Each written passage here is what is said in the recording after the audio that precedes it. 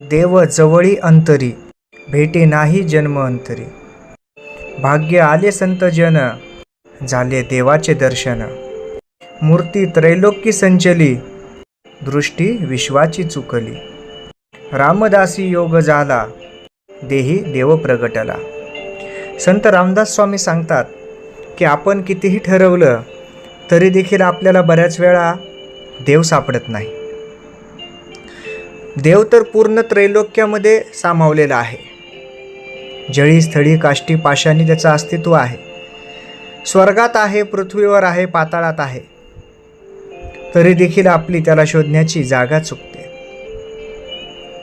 आपण जन्मभर आयुष्यभर प्रयत्न करतो, परंतु आपल्याला तो देव काही सापडत नाही. मग अशा क्षणाला आपल्याला असा योग घडतो की आपल्याला संत मिळतात.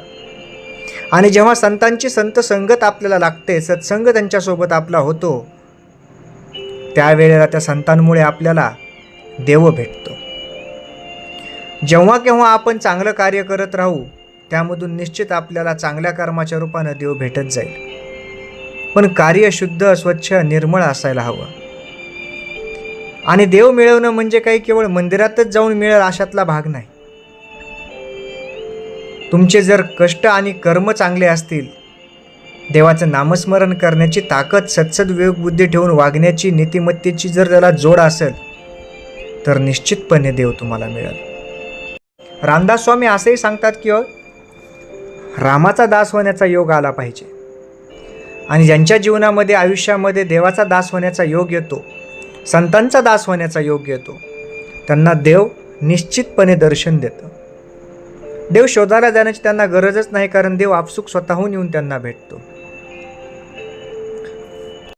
आणि जेव्हा ही स्थिती मनाला प्राप्त होते, शरीराला प्राप्त होते, तेव्हा आपल्याच देहामध्ये देव प्रगटतो. म्हणून हा देह शुद्ध आणि स्वच्छ ठेवा, जेणेकरून ईश्वराचा, परमेश्वराचा वास ह्या देहात राहील. जय जय रघुवीर समर्थ.